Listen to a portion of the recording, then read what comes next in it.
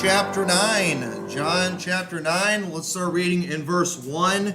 It says, "And as Jesus passed by, he saw a man which was blind from his birth, and his master asked him, saying, Master, who did sin, this man or his parents, that he was born blind? Jesus answered, Neither hath this man sinned, nor his parents, but that the works of God should be made manifest in him." And I love this passage right here because I love how the disciples, acting like a bunch of Baptists, they go and they see somebody in a bad situation and they automatically know somebody did something wrong. And obviously this man sinned or his parents did something wrong because only bad things happen to bad people. And boy, you want to just, get annoyed out like crazy is try finding a group of Baptists who are just when it comes to how they declare, what is the cause of someone's sin versus just the Satan working against them or God testing them. If it's somebody we like and they're going through a hard time, the devil's fighting them. If it's somebody we hate, God's chastising them. And we rarely get it right, do we? Most of the time, we just don't know. Most of the time, we're just pretty clueless to these things. And that's the problem with the disciples here. They had no idea, and their judgment that they made was unjust. It was wrong. Immediately, they see the situation, and they're thinking, sin. Somebody sinned in this situation, and they were wrong. That was a wrong, unjust thing for them to say. And we're going to continue speaking about spiritual healing. And I want to talk this morning about spiritual healing through justice. Justice is so important. I think we underestimate how important it is. And I believe one of the reasons we have such a spiritually broken society is because there is no justice. I think one of the reasons that we see so many people that are just in turmoil and having all these problems is because there is very little justice anymore in this country. We've still got some in some areas. There's areas where we're doing pretty good. I mean, if you get caught speeding, you still get tickets. But, if you're a pedophile, good luck getting what you have coming to you. But, we do have some justice in some areas, but in other areas, we don't. And because of that, people are being severely damaged. As a society, when we fail to be just, as a society, we damage people greatly. And we have a very damaged society because of the lack of justice that is in our world today. And many times we have very many people, even in churches, they get into churches and there's injustice done, and it does great spiritual harm to them at a level that it can't be fixed without supernatural divine intervention. And I've said this before, and I'm going to say it again. Whenever you read the stories of the miracles, stop focusing so much on the cool miracle that was done, but ask yourself, what is the spiritual message? What is the spiritual application? And I'm going to show you later as we go through this, that this miracle that Jesus did of healing a man who was blind, this was about justice and about teaching judgment. And we're going to see the spiritual application in a little bit. But at the same time, though, before we do that, I want us to look at a few verses just showing how important justice is. Because I'm afraid, and understand, whether you like it or not, you're part of this country, you're an American. And when we do things wrong as a society, we all suffer for it. And we need to be scared at the lack of justice that's going on in this country, because we all play a part in that. We all get hurt by it. And the damage that's being done to others as a result of it, God's not just going to let it go. It's going to come down on all of us. So we should always be standing up for that which is just and righteous. We don't just get to declare ourselves exempt from it and separate ourselves from it. We can't do that. It's not going to work. And so judgment is important. So for example, I'm going to go through several verses here. You can try to follow along. But Proverbs 20, verse 10, it says, divers weights and divers measures, both of them are alike abomination to the Lord. Okay, now what's he talking about divers weights? Well, they used to trade things and they would figure out, the worth of something by the weight, and they would measure it up with other things. And sometimes they would have divers weights, meaning they had ones where they can kind of cheat a little bit.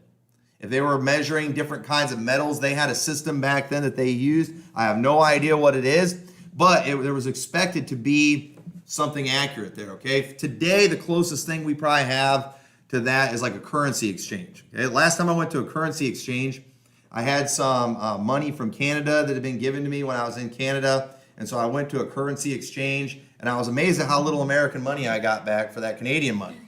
And I remember thinking, did they cheat me? but I didn't know what the rate was. I didn't know all that stuff. So I'm just like, I don't know. And that place just seemed shady. And I just walked out of there and I'm like, I think I got ripped off. But I didn't know, and I don't know for sure. And the truth is, if they had divers weights in there, if they were able to tell this guy doesn't know what he's doing and doesn't know what he's supposed to get, and so they used a different, formula for me, that's wicked. That's an abomination. They might have done it right. I don't know. But I was shocked. But it'd be easy to do that kind of thing because a lot of people are just ignorant. That's wicked. We don't take advantage of people because of their ignorance. We should be honest all the time. Proverbs 20:23, divers weights are an abomination unto the Lord, and a false balance is not good. And when it comes to how we judge, if we judge one way for one group of people and another way for another group of people, that's divers weights. That is an abomination. That is wrong. That is wicked. We should not treat, the white people one way and the black people another way. And there was a time in our country where that kind of thing went on. That was wrong. And people had a right to be upset by that kind of thing. It says in Deuteronomy 25:13, thou shalt not have in thy bag divers weights, a great and a small. Thou shalt not have in thine house divers measures, a great and a small, but thou shalt have a perfect and just weight. A perfect and a just measure shalt thou have, that thy days may be lengthened in the land which the Lord thy God giveth thee. For all that do such things, and all that do unrighteously, are an abomination unto the Lord thy God. And let me tell you, one area where we have an unjust balance and divers weights is in the court system today too, because rich people always get treated better and differently than poor people. If you can afford the good lawyers, you're going to get treated differently than the guy who's going to get the public defender. That's wrong.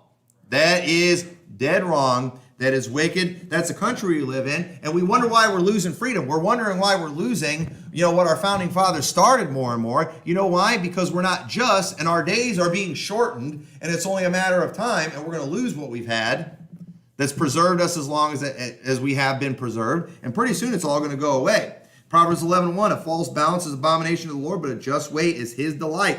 Proverbs 16:11, a just weight and balance are the Lord's. All the weights of the bag are his work. Ezekiel 45:10, ye shall have just balances and a just ephah and a just bath. So we can see over and over again throughout the Old Testament, God's warning about these false balances and just judging things different. That is an example of that. Turn over to Matthew chapter 7. Matthew chapter 7, very well-known passage of Scripture, at least the first two words anyway, of this passage. But let's read it all. It says, judge not that ye be not judged. Why? For with what judgment ye judge, ye shall be judged. And with what measure ye meet, it shall be measured to you again.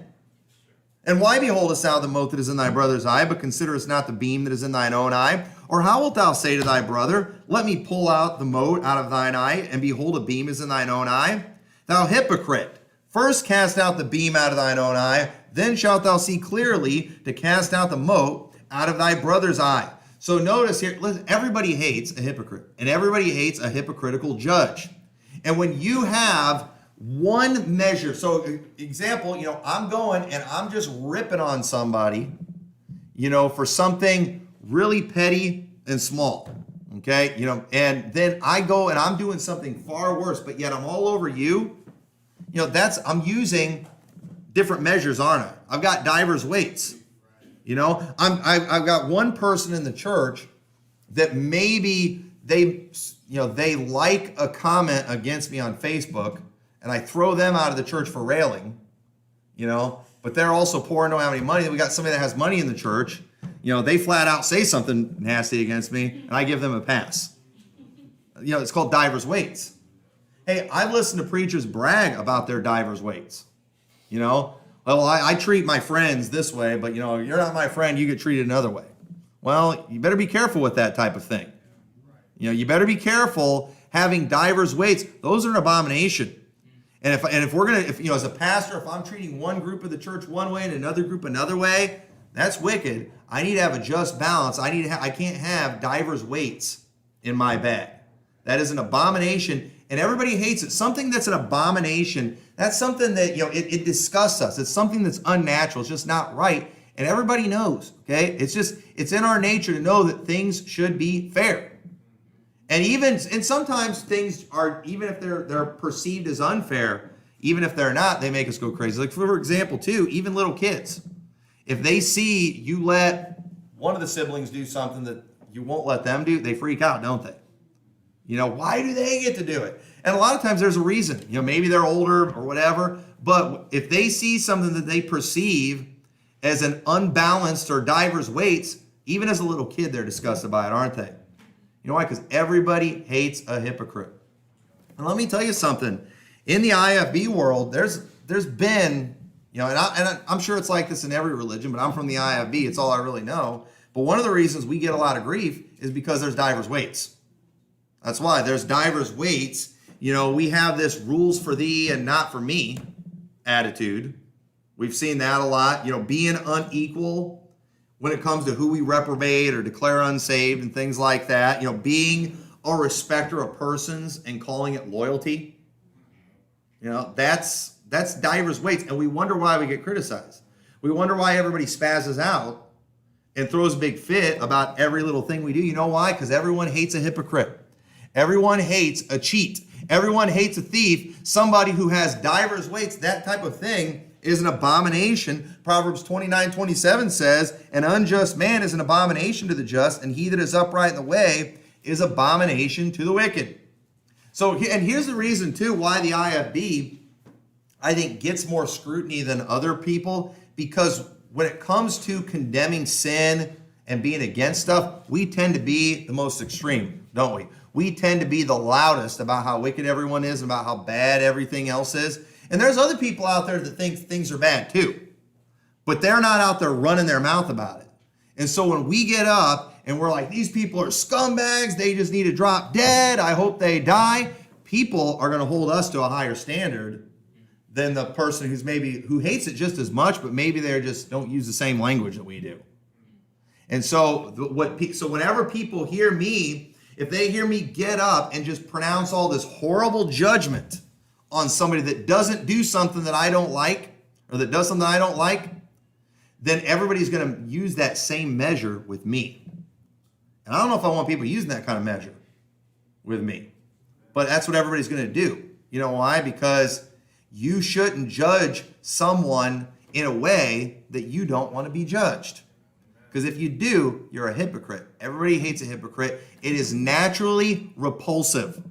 We love talking about homosexuality, how it's an abomination, how it's unnatural, but so is just being two-faced, having diverse weights and an unjust balance. That is repulsive. It's repulsive in another way, but it's bad. Everybody hates it. Everybody hates it. And some people, I guess if they want to keep this up, they just need to do like the homos and just start a crooked pride campaign, and we need to start being supportive to those who are, hypocrites and crooks and liars and cheats, and then maybe they'll start getting some respect too. We'll come up with some kind of flag for them, but I'll be against them too. But anyway, so Proverbs 21:3 says, to do justice in judgment is more acceptable to the Lord than sacrifice. Nobody cares about your personal good that you do when you're unjust to others. Congratulations. I'm glad you helped that old lady across the street, but you tripped that other one. Just for a laugh. Okay? You're a terrible person. Okay, we're all going to see you as a terrible person if you do that kind of thing. Great. You did something really nice for your friend, but the person who is not your friend, you treated them like garbage. I mean, am I the only one that's ever seen this type of thing and it just disgusts you? It angers you? And it's especially hard when you see somebody being that way to somebody else and you're the one they treat like garbage and you are the one that injustice is being done to. That's painful, isn't it? It's a very hard thing, and it's a wicked thing. God hears the cries of these people who receive injustice, and God hates that. It's an abomination to him.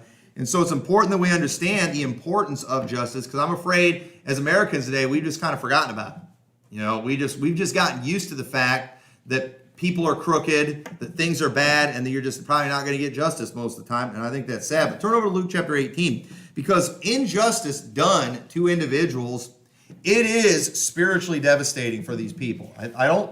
I think too many times we just are so self-centered. As long as it doesn't affect us, we're fine.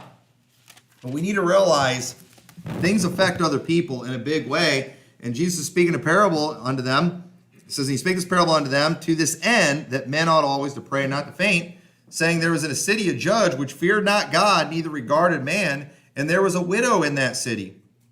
And she came unto him, saying, avenge me of mine adversary. And he would not for a while, but afterward he said within himself, though I fear not God nor regard man, yet because this widow troubleth me, I will avenge her, lest by her continual coming she weary me. And the Lord said, hear what the unjust judge saith. And shall not God avenge his own elect, which cry day and night unto him, though he bear long with them? I tell you, he will avenge them speedily. Nevertheless, when the Son of Man cometh, shall he find faith on the earth? Notice how it's a widow here, okay? It's a widow, maybe somebody that doesn't have a whole lot to contribute to society, but somebody, though, who has a need, has somebody who is wronged, somebody who needs justice done, and this person is crying out. And this king, he's not a God-fearing man, but at the same time, he just kind of got tired of hearing from this woman, so he deals with it. God wants us to be that way with him when it comes to wrong that's done to us, because it's important to God and it should be important to us. And when people do us wrong, it's a big deal, and the Bible doesn't tell us here what it was in the story that was done. But let's think about this today. When do we often see maybe widows or just anybody begging for justice and making a big deal? Usually when we see it today, it's when maybe they had a child that was killed, a child that was murdered. Okay, now why is it that they make such a big deal about justice for their child? Is that going to bring their child back? Why can't they just be forgiving, right? This little boy who was just shot that the news media wants to ignore. Why do the parents care about it? Why can't they just be forgiven? Let me tell you something. There's a reason that they care. And it's because to just let that go is to dishonor the life of that son, and something needs to be done, and society does not have the right to forgive that and to just turn a blind eye to that. We don't have the right to that. We see in 1 Kings, we're not going to turn there, but you all know the story about the two harlots that had the two children. One of them died in their sleep during the night. The mother came. Other mother went and switched the children. They went before Solomon. Solomon said, hey, let's just divide the child in half. Knowing that, in his wisdom, he knows the real mom's going to speak up. But it's funny how he's getting away with this too, because the people in that land, they're going to kill the child, but it's just the child of two harlots. Who cares? Well, you know what? God cared. Because even though they were harlots, they had feelings, they had love for their children, and justice needed to be done. And when all of a sudden it revealed who the true mother was, and people saw that wisdom of Solomon, they greatly feared. Because they realized, we have a good king here with great wisdom, because not only is he able to figure out the truth, but he cares about justice even for the harlot. And at that time, Solomon was a very good king. And when we just ignore justice for victims, we as a society are saying they are not important. We see in Genesis chapter 4 and verse 10, after Cain kills Abel, it says, and he said, what hast thou done? The voice of thy brother's blood crieth unto me from the ground. What's going on here? Blood has been shed. A man is dead. But you know what? At this time, there's only a few people on the earth. Somebody somebody needs to cry out for justice when somebody is killed, when somebody is murdered. And his own blood was crying out to God. And you know what? God heard that cry, and God came to deal with Cain. And so parents too, the reason they want justice so bad for their murdered children is because they don't want to just let it go and dishonor the life and devalue the life of their children. This needs to be dealt with. And so many people today are in severe pain because of injustice has been done to them, and nothing has been done about it. That's why so many people who have been sexually abused, we talked about that a little bit last week. Okay? They have been severely wronged and nothing got done. Because when it comes to sexual abuse, it's always behind closed doors. It's always when nobody else is around. These perverts, they know how to protect themselves and to cover their tracks. And many times, and listen, it's hard. It is hard for us as a society to do justice, based on one witness. And a lot of times there's just not a lot of evidence. And we need to figure out and do everything we can to get to the bottom of these things. But no matter what, when a pervert does something to somebody, something needs to be done about it. Okay? And whatever we can possibly do as a society to get to the bottom of things and to figure it out and do something about it, it needs to be done. And when we ignore it, and when victims of abuse come and they speak to the proper authorities, not necessarily just go to the internet, but go to the proper authorities, and then they just get ignored, we're telling them, you know what, you don't matter. That's what we're telling them. And this whole, when it comes to anybody that we deny justice to, we are saying they don't matter. Now, that's what this whole Black Lives Matter thing is supposed to be about. They feel like they're not getting justice, and many times they haven't.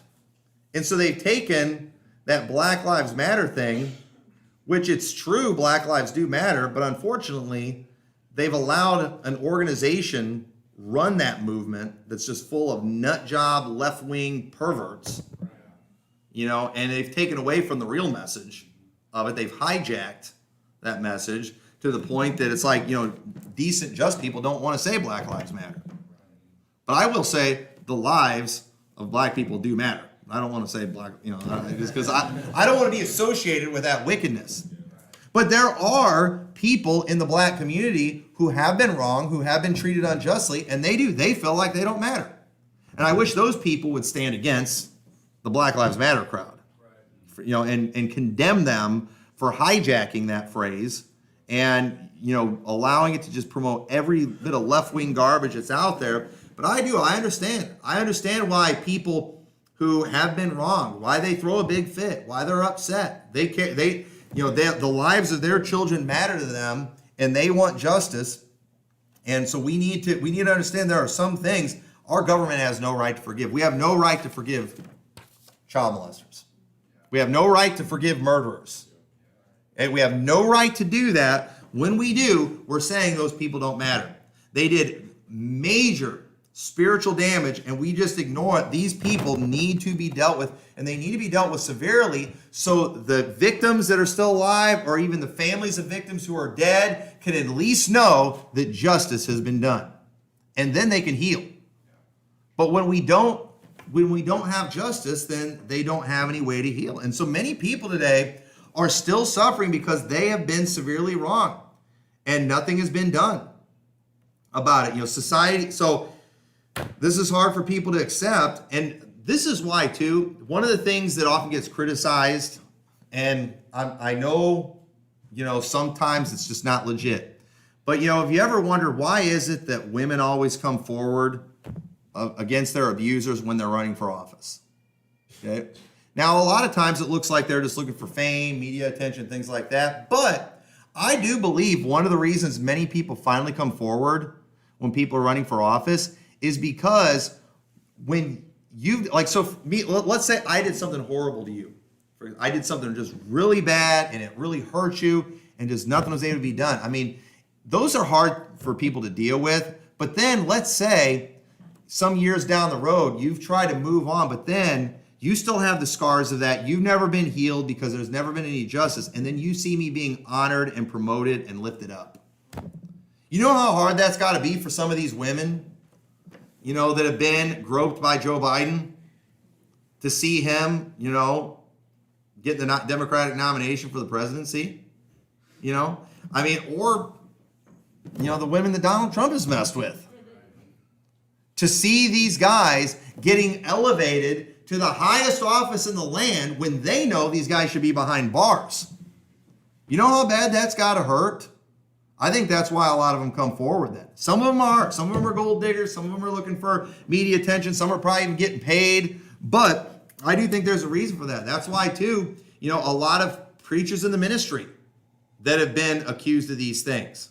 A lot of times, when the guy was a nobody, they were able, the women or the children were able to deal with it. But then when these guys start getting elevated, they start moving up the ranks. They hear some preacher just talking about how wonderful they are, and they just can't stand that.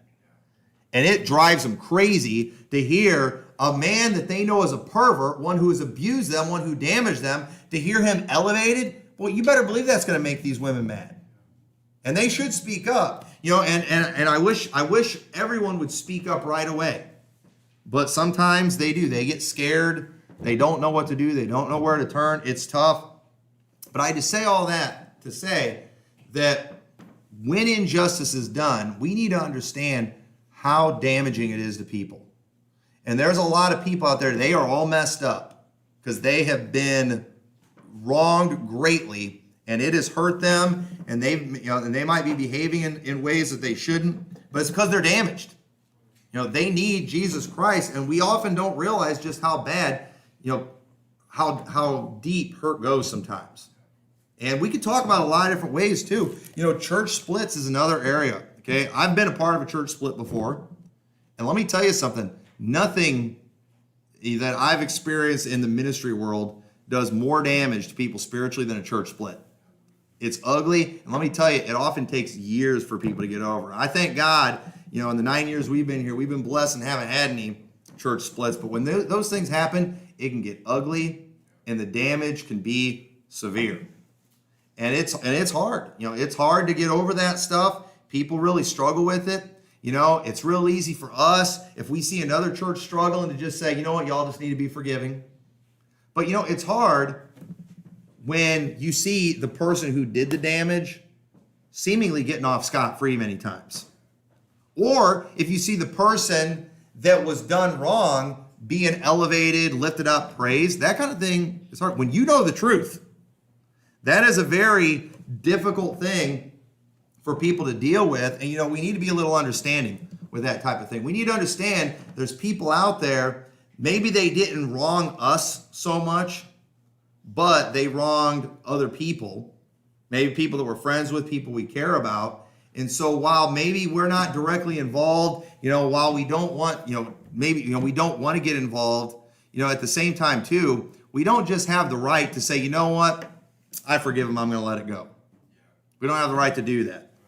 All right, if you just want an example to make it easy, Adam Fandon. All right, that's he's in the news right now with the stuff that he's doing, and obviously we weren't directly affected by that or anything, but there was a great wrong that was done there, and so while it didn't affect us, we're not just going to go and be like, it's all good, we'll be your buddy, you didn't hurt us. No, that was wrong what was done. And I don't believe justice has been done in that situation. I believe justice will be done. I definitely believe that, but I don't believe it has been done yet. And I don't necessarily know what all needs to be done, and I don't want to be the one to administer the justice. But I will say, when it comes to people like that, we're not just going to go and act like we're so loving, we're so forgiving. You know what? We're going to go give them a big hug. Why can't the rest of you give them a big hug? We're not the ones that the wrong was done to. And that's why we don't do that with perverts either. Oh, we forgive Cameron Giovanelli. We want to restore him. We're in the business of restoration. Wait a minute. First, he needs to make things right with his victims. And in his case, he needs to be put down. So, there's no restoration there for him. But until these guys can make things right, and if I had a desire, to be friends with somebody that split a church, that did something really bad, I would tell them, hey, you got to go make up with them first. You were wrong, and I don't have the right to just act like nothing happened and be like, you didn't hurt me. Just leave it alone. No, you need to take care. You need to go take care of things there, and then come talk to me, about darkening the door of our church. That's the way I would handle something like that. And it's because I recognize the deep, pain that can be caused from that type of thing. And I don't think we ought to take it lightly. And so we're not going to go defending people like that. That's not our place to do that. But And when that happens, we do want to pray for healing. And I believe the key to healing, what would help heal, is justice. Justice needs to happen. And in the case of somebody who does stuff in churches, obviously we're not even supposed to go like hang him or anything like that. But we could at least, maybe if everybody just recognized what they were and treated them like what they are, and just broke fellowship, then I think that would at least help. But anyway, look what it says in John 9:15. But here's what we got to understand, okay? And this is where we're going to go back to the story. True healing from injustice, it can only come through Jesus Christ. So notice what it says in John 9:15. We're going to kind of jump around this passage. We're not going to go through the whole thing. But it says, then again, the Pharisee also asked him how he had received his sight.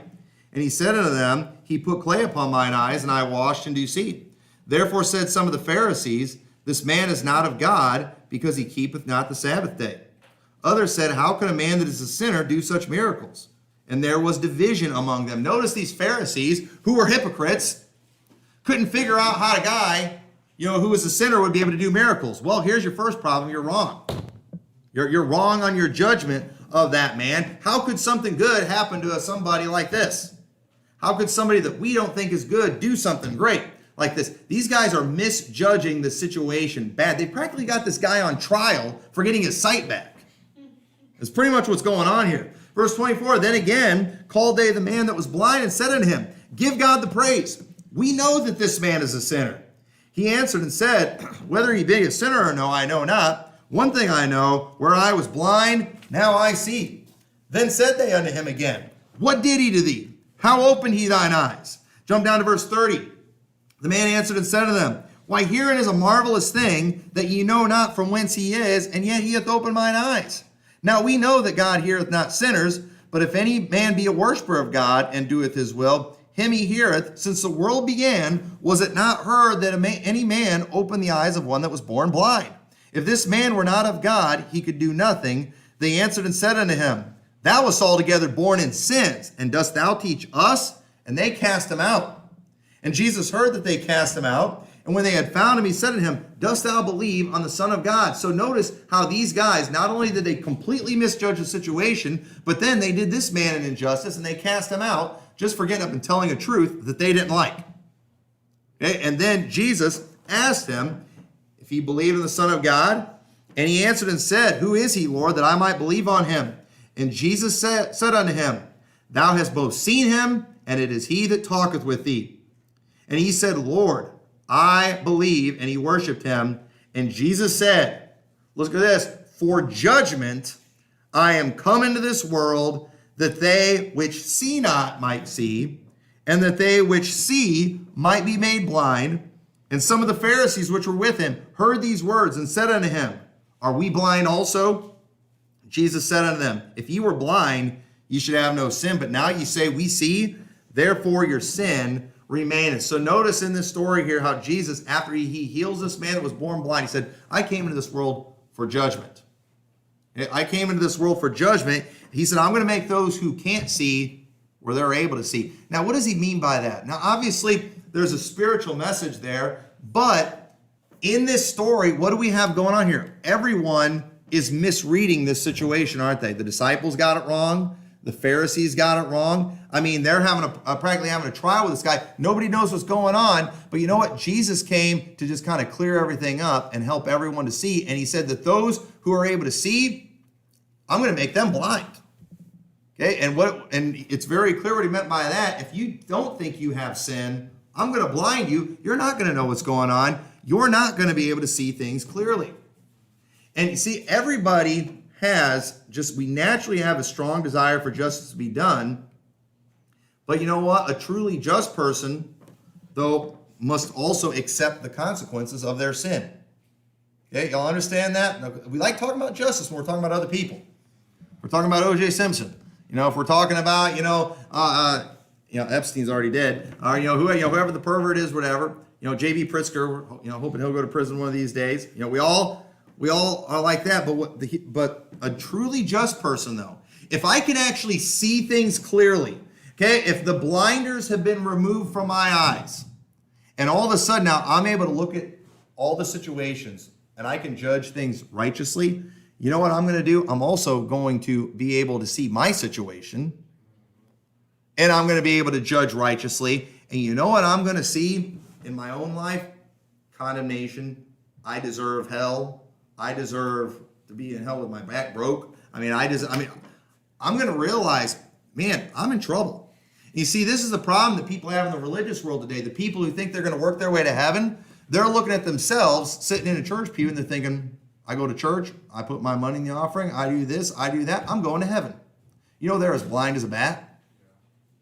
They're as blind as a bat. They see what we're doing, and they criticize our soul winning, act like it's not doing anything. You know why? Because they're not seeing works, but the truth is they can't see anything at all. They think that somehow they are better than that person who believes on Christ but isn't going to church. They somehow think that because they go to church and do a few outward things that they're better. Now, you and I, who have been given our sight, we see through that. It's like we're still sinners too.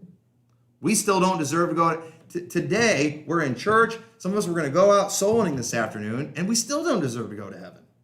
And we get that. We see that. That's clear to us. And we got that because we've seen Jesus Christ. Like this man saw Jesus. So anyone who gets a look at Jesus is going to realize they are unjust themselves.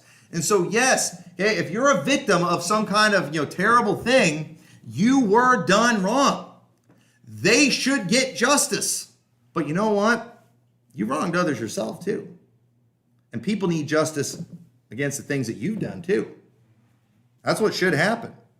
And you might not think your wrong was as big of a deal, but all our wrongs put Jesus on the cross. Okay? So, I know I did some little thing, but nobody got hurt. Actually, Jesus hung on the cross for it. Y'all realize that? The perfect, sinless Son of God was nailed to a cross for your little sins. So when we realize that, you know what we're going to start doing? We're going to start rejoicing at seeing mercy done to others. Okay, because when Jesus gives you sight, all of a sudden you see yourself as you really are, and you know what we do? We immediately become a lover of mercy. That's exactly what happens. If you see, let's say you're going to go to court for, speeding or something. Okay, maybe something small like speeding, and the person who goes to the judge before you, if you hear him get up there and he was doing the exact same thing you are, and you're like, man, this is the same situation I was in. He was going the same speed over, all that, and then if the judge shows him mercy, that's going to comfort you. You're going to be glad when he gave that guy mercy, because it's like, well, if he gave him mercy, he's probably going to give me mercy too. Because isn't that what a righteous judge would do? And so in that situation, you're going to love mercy because you realize I'm guilty of the same thing he did. Therefore, hallelujah for mercy. And when we start realizing that we're guilty of all these sins, we're going to start rejoicing in mercy. We're going to start thanking God for mercy. And when it comes to mercy, it needs to be from the one who is allowed to give it. Okay? Again, society is not allowed to be merciful to murderers and perverts. Okay? Now, if the victim chooses to be merciful, you know what? They can do that, and we should be rejoice in that and be thankful for that. But it's like so for another example too, a person in a church who's been divorced, they often rejoice when they hear about God blessing someone else who's been divorced. You know why? Because it's like, hey, if God's merciful to them, he's going to be merciful to me too. You know what those people do who can see? They become lovers of mercy because they realize what they deserve. And so when you get a hold of this truth, you're going to all of a sudden completely understand Matthew 7:1, where it says, judge not that ye be not judged, for with what judgment ye judge, ye shall be judged. And with what measure ye meet, it shall be measured to you again. All of a sudden, you're going to realize that, you know what? Here's what I'm going to do. Since I now realize I'm guilty of a bunch of stuff, I'm going to go be really merciful to everybody that's guilty of stuff against me. Because I want God, I'm going to stand before God one day, and even in our life, the way God deals with us, the way God blesses us, is going to be with a measure that we are meeting with other people. So you know what I'm not going to go do? I'm not going to go looking for reasons to condemn other people. I'm going to be looking for reasons to forgive other people. I'm going to be looking for a way to show mercy. If it's an area where I'm allowed to show mercy, you better believe I'm going to show mercy. If somebody comes along here and they want to split our church, hey, we as a church, you know what? That's an area we ought to look for an opportunity to be merciful in that situation and do whatever we can. But again, if they do it to somebody else, we don't have that right. It's in areas where we are allowed to do that. If somebody steals from me, I can forgive them. But the police shouldn't, unless I decide to not press charges. That would be wrong. That would be unjust. And if somebody is going to get off scot-free, if somebody is going to receive mercy for something that they did to me, I should be the one giving it to them, nobody else. And that's something we need to get in our head too, because we are always trying to tell other people what to do in these situations, and it's like, hey, if you're not involved in it, you just need to keep your nose out of it, because a wrong's been done, and society does need to deal with these things. But I want to do. I want to be very merciful. When people do me wrong, I'm fine with being gracious to a fault. Why? Because if I do that with other people, God's going to do that with me. I'm just gonna let things go. I'm going to do good in return. You say, you have no right to do that. Well, actually, we can, because sins have been paid for by Jesus Christ. Did you know that we can be very forgiving to other people? We're not going to mess up the cosmic balance of the universe or something like that if we don't get it right. Jesus took care of all that when he died on the cross, and he has given us the authority to forgive those things that where we have been wrong. And so the key is, what you need to get from the story of this man that was given his sight is, what we need today is we need God to restore our sight and to help us see that which is just clearly. Not something that's just one-sided, not like some people that know how to see the faults of everyone else, but they can never see their own fault. We need to say, Lord, give me sight. And when we get that sight, we're going to see what's wrong with us, and we're going to realize what is just for me is for me to be under the chastisement of God, to be thrown into hell. That's what I deserve. And when we realize that, but you know what? God didn't do that with me. God has been gracious to me. He's shown mercy to me. We're going to become a lover of mercy. When we realize that even as a saved person, just based on some of the things I've done, I should get punished. I should get that, have my car break down, and I should have, something fall apart in my house and all these terrible things. But I don't want that to happen. I want God to give me mercy, and I'm just going to start looking for opportunities to give mercy. And I believe God wants that. Micah 6:8 says, He hath showed thee, O man, what is good, and what doth the Lord require of thee, but to do justly, and to love mercy, and to walk humbly with thy God. I love how you put do justly. Sometimes people just think that's cutting everybody's heads off. But no, we ought to love mercy too. Anywhere where we have an opportunity or the authority to show mercy, we ought to do it. That ought to be the way we do it. And you don't have to. Okay? If you want to be Mr. Hardcore Judge, everyone's condemned, everybody's bad, eye for an eye, tooth for a tooth, did you know that that's just and righteous? But you better behave yourself. You better, and let me tell you something. Anybody that would say, I'm all for an eye and a tooth for a tooth, that is a very self-righteous person that doesn't think they have any sin. And you or I, but folks, we should have had our sight restored by now. If our sight has been restored, forget that eye for an eye and a tooth for a tooth thing. You know what? Thank God Jesus took all my beating on the cross. I'm going to become a lover of mercy, and I'm going to be all over that because I need it every day. I see the guilt in my own life, and so I hope this will be a help, and you can get that spiritual healing and help other people. Help other people. And one thing you can do, if you're talking with somebody that's a victim of some kind of abuse that has been done wrong, first off, recognize the importance of them getting justice. Recognize the fact that we can't just go forgiving some people as a society. Maybe if they had enough people acknowledging with them that person's scum and deserves to go to prison or something like that, that might help a little bit. And then we can teach them about how vengeance belongs to God. And then hopefully they can have the faith to realize God's going to deal with them in the end. And let me tell you, the perverts, the church splitters, all these people, God's going to deal with these people in the end. I can promise you that. But right now we got to live by faith and just trust that God's going to do that. We might not get to see it on this earth, but we'll all get to see it one of these days. So I hope this will help. So let's pray. Dear Lord, I thank you so much for your word. I pray, dear God, that you will help us to be lovers of justice, but also lovers of mercy. Help us to have those just balances. Help us not to get divers weights and be respectful of persons, Lord, and just be these experts at justifying everything we do and just condemning everything everybody else does. But help us to just be equal across the board and just ultimately lovers of mercy. Help us to help heal others of these the pain and the damage that's been done through injustice. And I pray we can just make a difference and point people to you. In your name we pray. Amen.